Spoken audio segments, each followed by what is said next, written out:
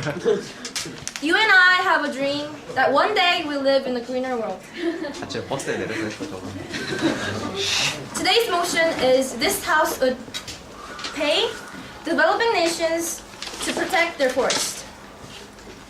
I will introduce to you brief status quo, followed by definition and our policy, and I will split the case and proceed my arguments. Second by second, the size of 2 football fields of forest vanish. Day by day, the green proportion larger than all the 5 boroughs of New York City is cut down. Year by year, more than twice the size of Florida is gone. The key terms of our motion are pay developing nations, and to protect. In general terms, pay means to transfer money as compensation or recompense for work done or service rendered. The developing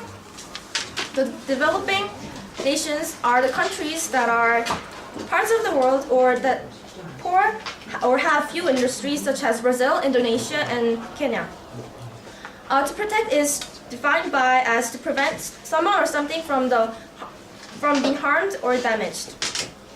But in our policy, the definition of protect will cover also the defend from deforestation and also the reforestation.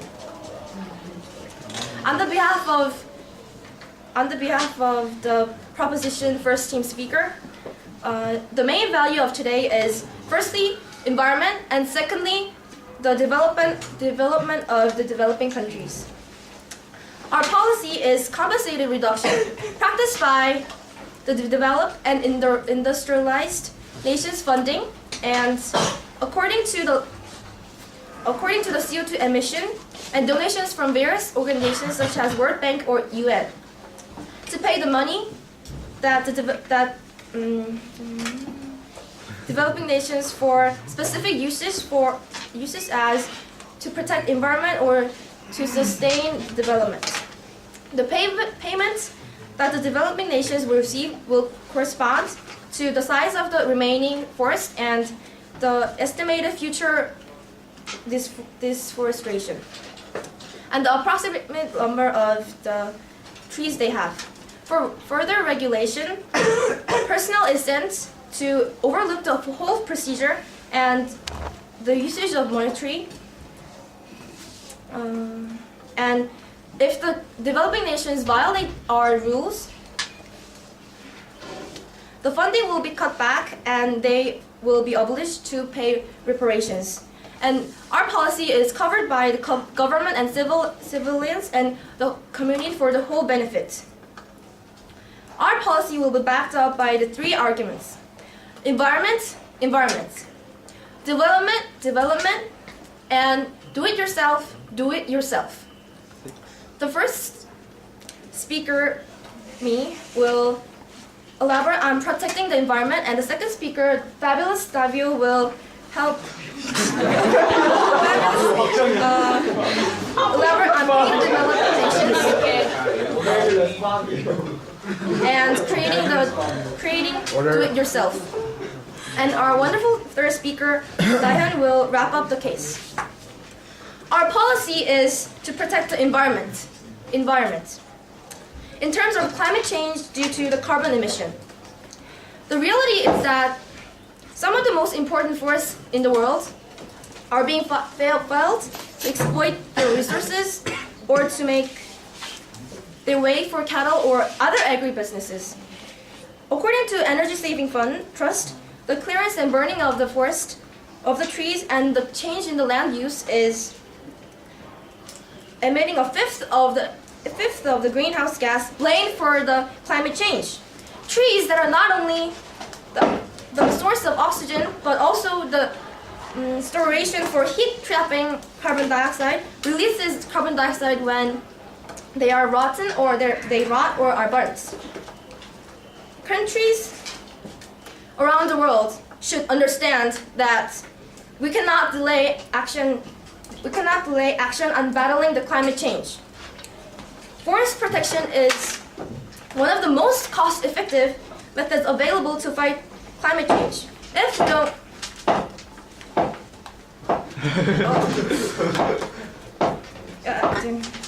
Climate change ultimately will have a much greater impact on the global economy. And...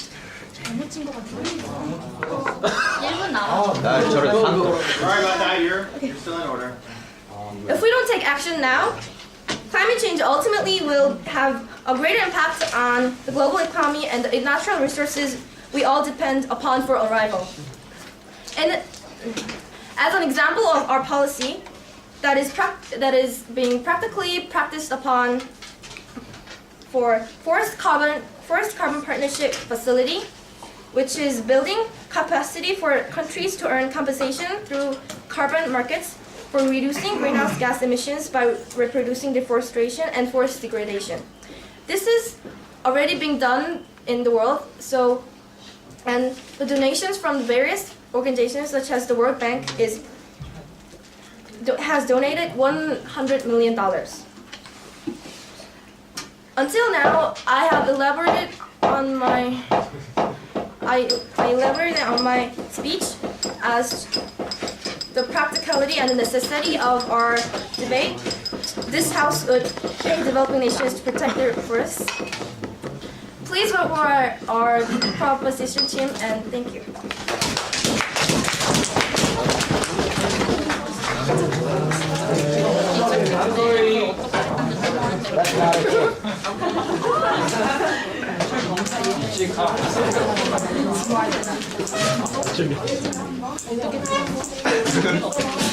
네, 카메라 나오고 싶어.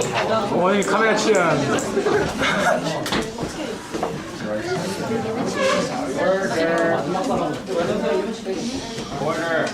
주문. Okay, let's now welcome the first speaker from the opposition side. Go on, give him Canada.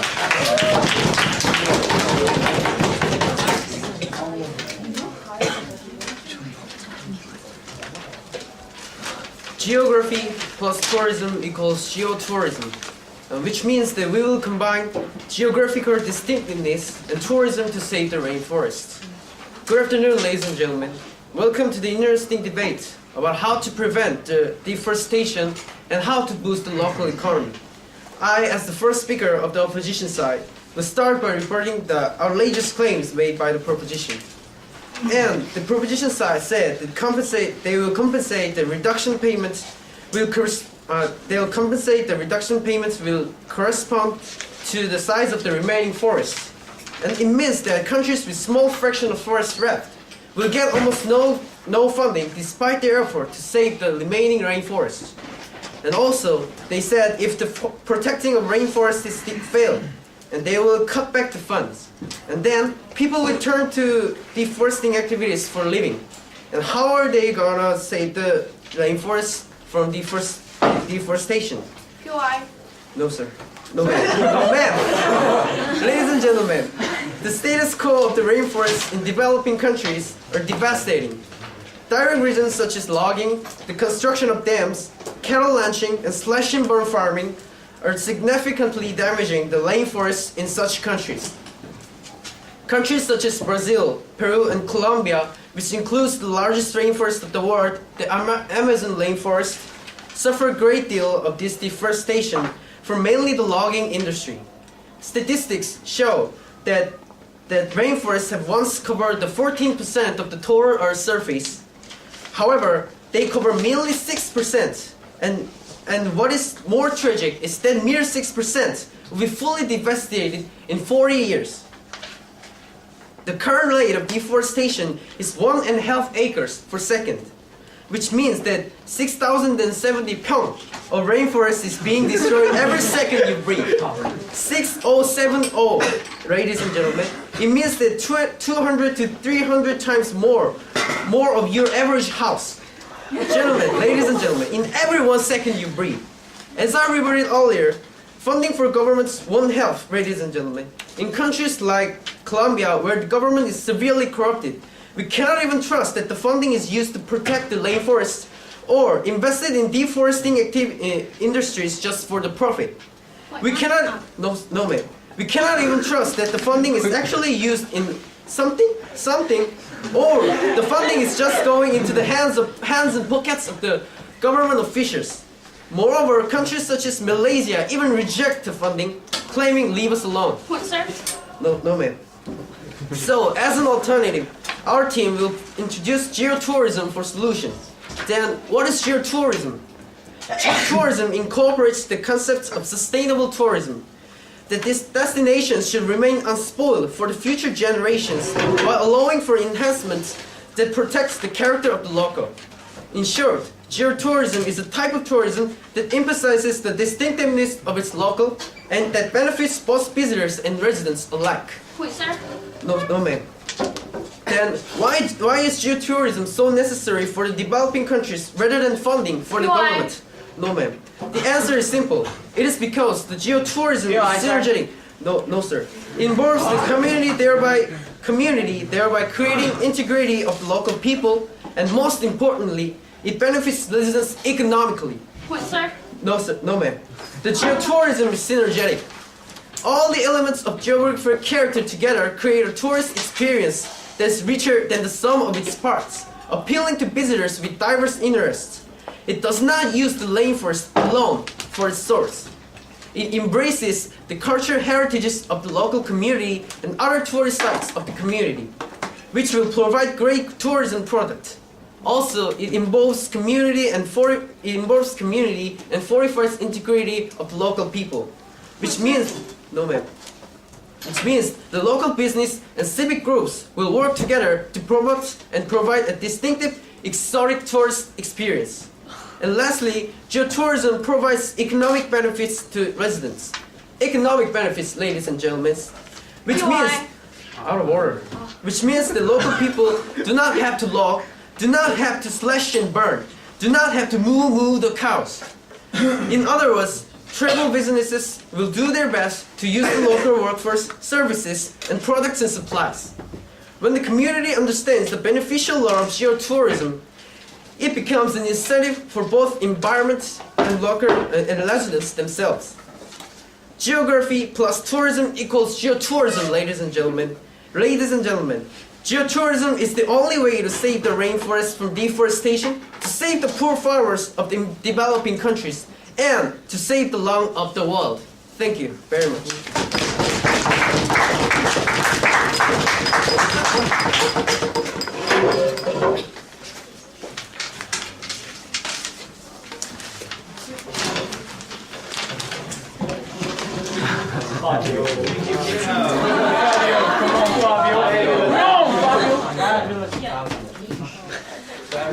Let's welcome now the second speaker for the conversation side, Shui. Fabio.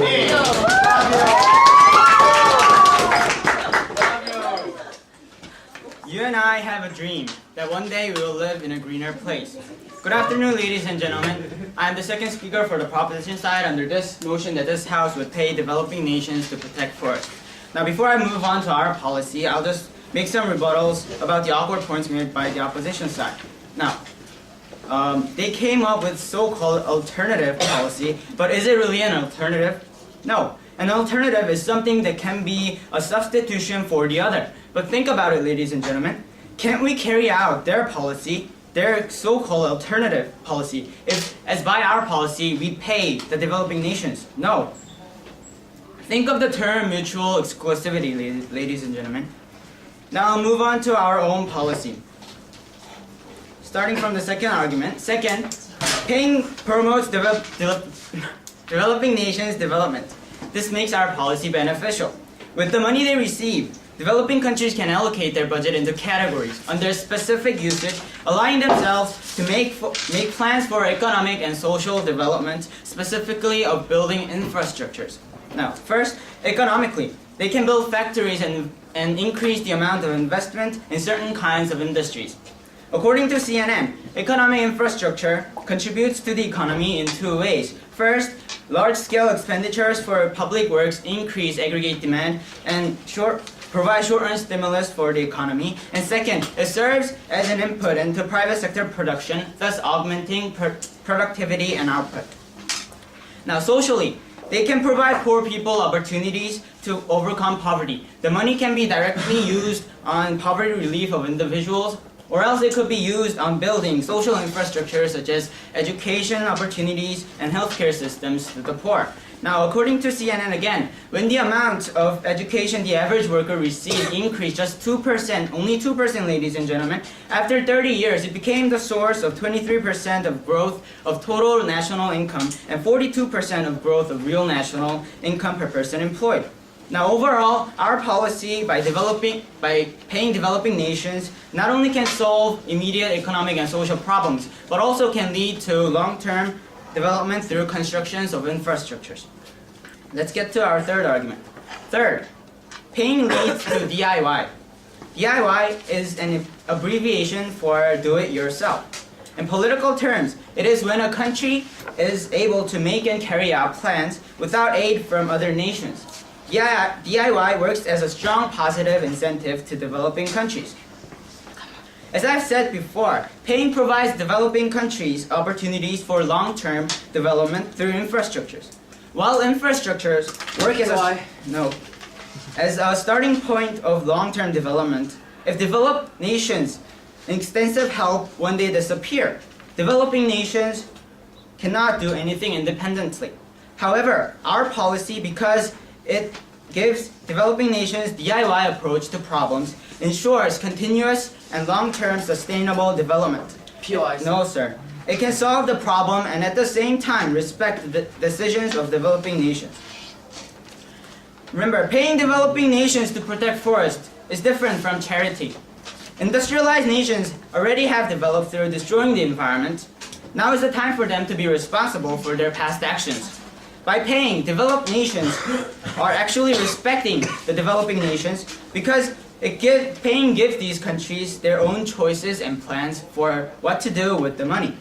And giving them choice leads to provide them with do-it-yourself approach to problems.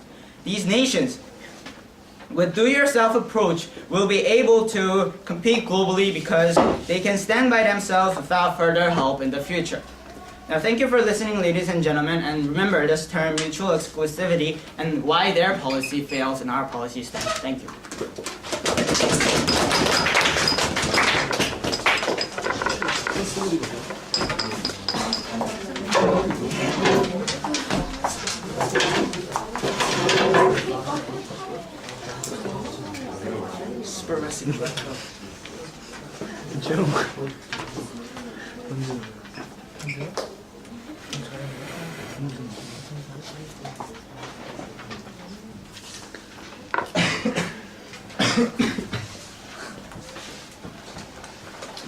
Okay, let's now welcome the next speaker for the opposition side, Shui Jung-Noon.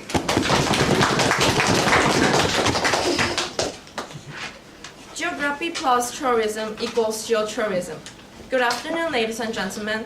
Before I will go on our arguments, I will first rebut some points made by the second speaker of the proposition side. They claim that paying developing countries money would promote the long-term development, and it will also build some infrastructure for the countries, but it means that they also need to cut off forests to make an infrastructure and promoting the development of the nations. And it means that it does not help the deforestation. It does not solve the problem of deforestation. The first speaker of our team has already elaborated on the dismal situation that is the status quo for deforestation. As the second speaker, I will further illustrate about why geotourism is not only necessary, but also efficient and completely practical. First of all, geotourism is efficient because it helps stop deforestation while it boosts local economy. The main cause for deforestation are illegal logging and burn farm. Do you realize what the similarity between those two is? Both of them are for a living, ladies and gentlemen. Thus, it means that we should concern not only about stopping deforestation, but also about local people living near dense forests and using the forest as a source of living. No, thank you. In case of geotourism, both could be achieved. Geotourism protects local ecosystem while at the same time generating income and employment. To be specific, as local villagers can get jobs such as tour leaders or drivers in the tour, they do not have to log or burn trees illegally for their living. Also, through geotourism, local villagers and governments now get the incentive, ladies and gentlemen, incentives to protect the national resources which represent the main attraction of the tour. In the nutshell, geotourism is a responsible tourism that is both ecologically and economically helpful to the village. In the case of geotourism occurring in Uganda, the money from tourists is passed on to the local communities so that they get much help from money that tourists bring and jobs based on tour business. TIA, Travel Institute of America, reports that the most beneficial part of this tour is that surrounding villages benefit from the tourist money while it's still remaining authentic. Also, National Geographic Traveler say geotourism does not abuse its product by sustaining natural habitats and benefits residents by using local services, buying local supplies, and employing and training local people. Point, ma'am. No, thank you. Secondly, geotourism is practical because of a virtuous cycle of geotourism. According to the statistic of Travel Institute of America, about 98 million Americans have taken adventure trips in the past 5 years. And among those people, 71% of travelers believe that human beings must live in harmony with the nature. Then what do you think would take an attention of those travelers? It is definitely geotourism. Geotourism can give them a fun of traveling and a sense of saving nature. This is also clearly shown in the study done by Blue Venture Conservation, a marine conservation organization dedicated to sustainable development in tropical coastal communities. They say as more and more people are looking for holidays that are not only fun but also leave them with a sense of personal fulfillment, the number of people attending their geotourism programs continues to grow. Now this is the start of the cycle. Many people are interested in and participate in geotourism. The virtuous cycle does not stop there. As geotourism can experience authentic and renewed way of traveling, they start to recommend geotourism to other people.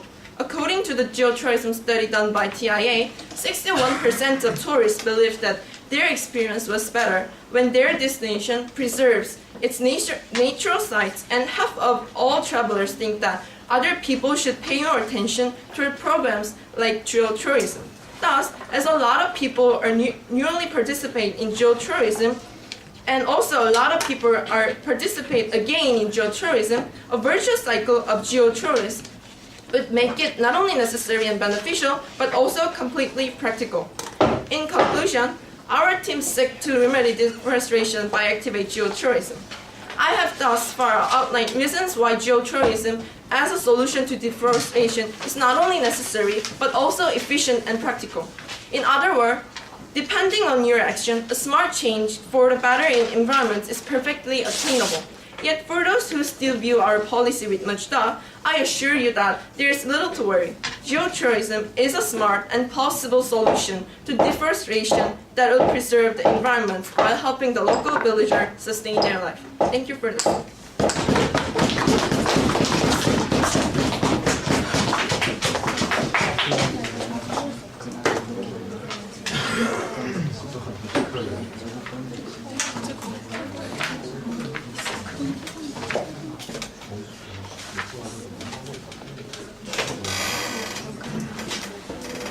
Volunteers, floor speakers.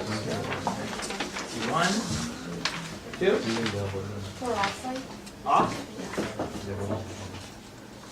Anyone like to speak for prop?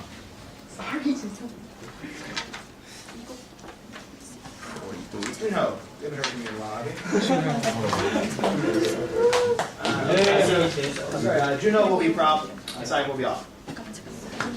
All right.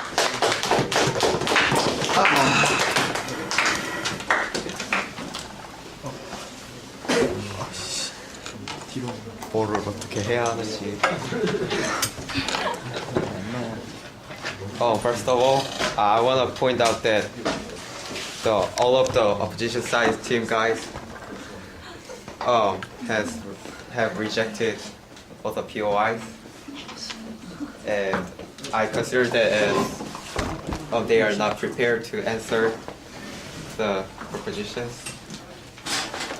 And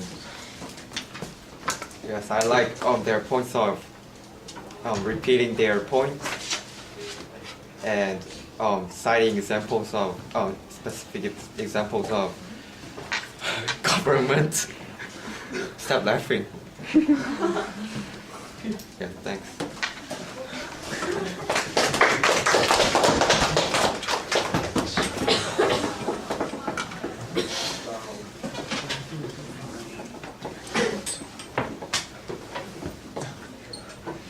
I'd like to point out the basic problem of their arguments.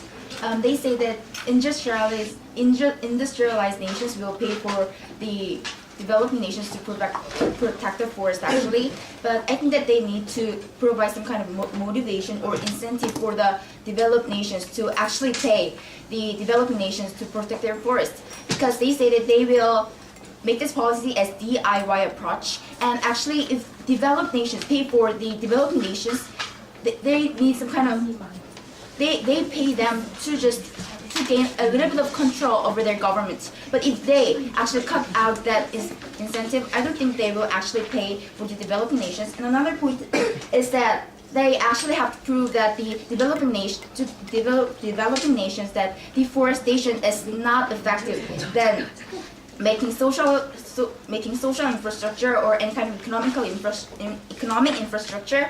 But if they don't prove that point, I don't think that even though they actually pay the developing nations, that won't do anything. So if they want to make their policy more effective and more efficient, they have to prove on the two factors that I point out. Thank you. Good, very good. Thank you. Very good. Okay, thank you both of our fourth speakers. And now let's continue. We'll give the opposition team the opportunity to make their last speech. Let's welcome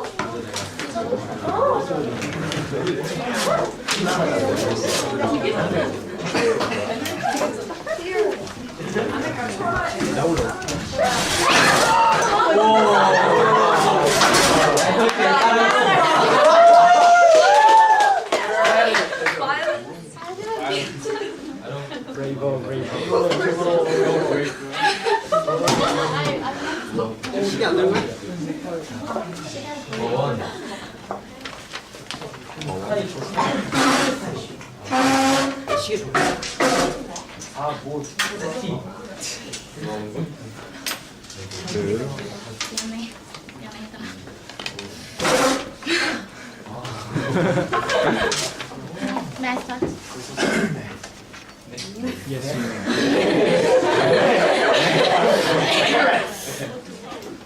Green alive, living green alive. That's exactly what we opposition side want. However, money cannot be solution. Now we give answer: geography plus tourism, geotourism. Hello, ladies and gentlemen. Today, I, as the third speaker, stand here to prove you, judges, that our opposition side dominated this debate, and our alternative policy can bring much better results than the logical one. I'll rebut every point of the proposition side suggested. First, they say their funding will correspond to the size of remaining forests and the number of trees that are left. However, are they gonna do this forever? Are they gonna do it continuously until all the forests disappear in the future one day, or until the countries stand by themselves? When? Developing countries will absolutely be dependent on this policy, on this endless kind of the propositional side. Even though they claimed eagerly, do it yourself, what? Do what by themselves, ladies and gentlemen? They did not state, or they did not consider the exact limitation for this policy. Second, of course, it will be wonderful if the developing countries use the money for their people, individual, infrastructural building, or making jobs, everything else. That'll be wonderful. However, PY. no thank you. Developing nations, their lack of foundation of democracy. That's why they're calling developing countries. They're not developed yet. By research, it is proved that the countries have corrupted political system, and in fact, they're using the money, the funding from industrial countries for their political struggle or war funding. For example, the research by no thank you, 1on1.com and CIFOR, which means Center for International Forestry Research, they give information that the funding is actually used in war in Cambodia and Bolivia to finance the conflict, not for the people. That is why we say the money is not the solution. Money are not used for the people. No, thank you. The last point is that they said, do it for yourself, do it yourself, DIY. Great, sounds great. However, I never heard how they are going to make the approach sustainable. As I proved before, it is evident that the government of the developing countries do not use money for its poor infrastructure or its poor people suffering. Point, ma'am. Yes. That is exactly why we have regulating personnel that will overlook the whole procedure. How do you say that? You're gonna overlook the procedure, but what do you mean by like you said that your funding will correspond to the size of remaining forests, but you did not put any limitation or when we're gonna stop and when you're gonna stop the funding. You only said if they didn't follow the rule, you're gonna stop that, but even though they did not follow the rule, there is a limitation of funding until they stand by themselves, but you did not give limitations specifically. I have no memories of hearing that limitation specifically, so I think I answered the question. And let me finish the rebuttal point. And how pain can have sustainable effect? How? We opposition side did not get any specific way. And let's get to our better points. Now we will sum up our better policy about its necessity, practicality, and efficiency. First, as our first speaker, elaborated, money cannot be solution. Ladies and gentlemen, money cannot be any solution. Money cannot solve the basic cause of the deforestation, the weak foundation of economical system. People in developing countries are suffering and dying because of their country's lack of industrial basis. Agriculture and logging is the only way they can do for their living for now. Because of this situation, deforestation still continues illegally. Even though they pay developing countries, there is no possibility to fix their system and law. It cannot help people illegally logging for a living. However, geotourism, which is synergetic, can support ecologically and economically local people and their culture either. By tourists looking for nature itself, local people can get incentive to protect the forest itself and also get paid by working as tourists. Local people get incentive to protect forest itself and working as tour guides and drivers. It can complement their life system. Also, it can still be continuous in the future because of its cycle. As our research has shown, people are starting to look for not only fun but valuable virtuous holiday. People get fun and valuable experiences and local people get benefits. Maybe money can be solution, however, but only for the short term. Yet, this geotourism can work in the future. If we start once, it goes on. Ladies and gentlemen, as the environment has become one of the most important issues, we need to find a solution in the long term. On the surface, money pain seems like fast, direct solution. However, geotourism can complement the foundation and fix the status quo. We need to consider the long-term solution. Geography plus tourism, geotourism. Thank you for listening.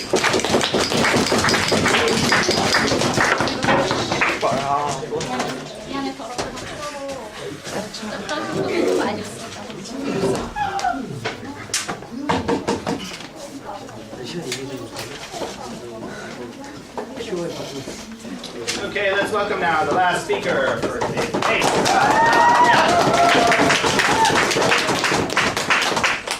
You and I have a dream for the greener world.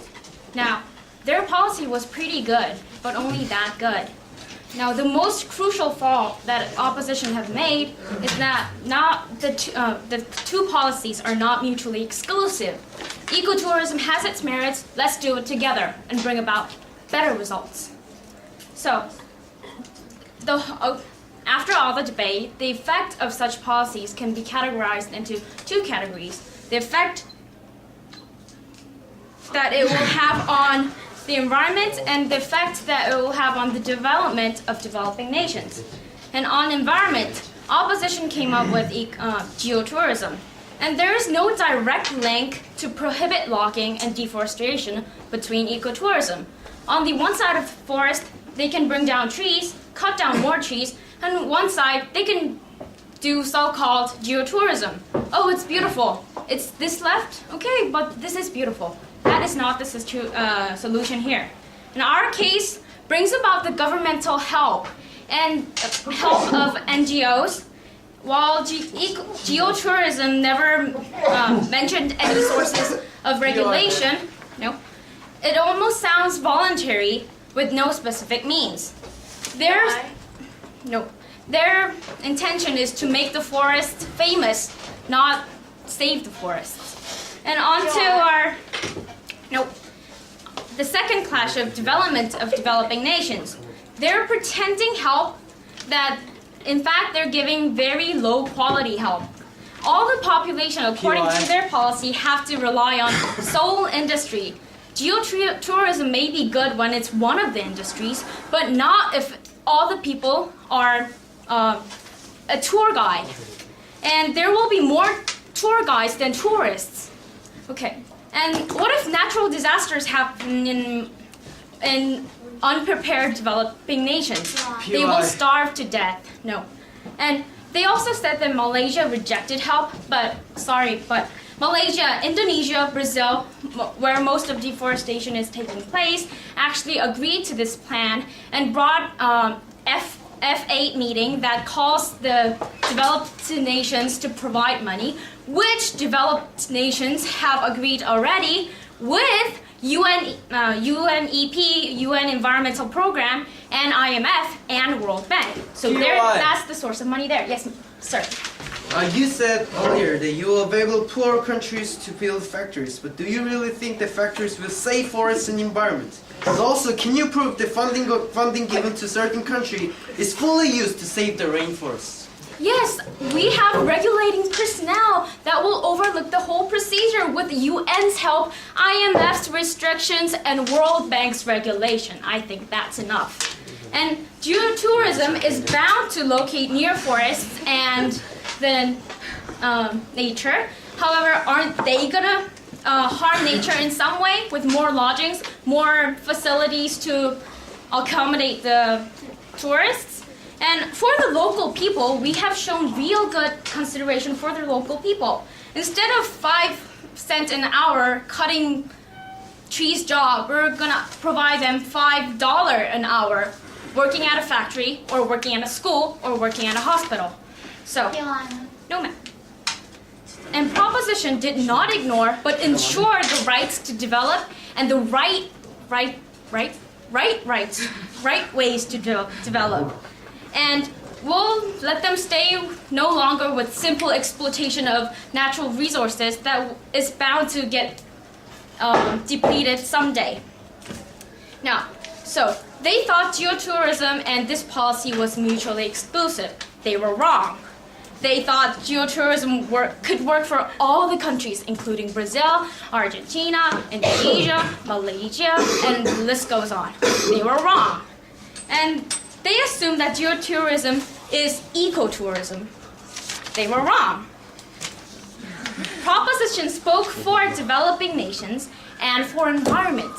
Ladies and gentlemen, I want to live, and you and I do have a dream that one day we live in a greener world. Thank you.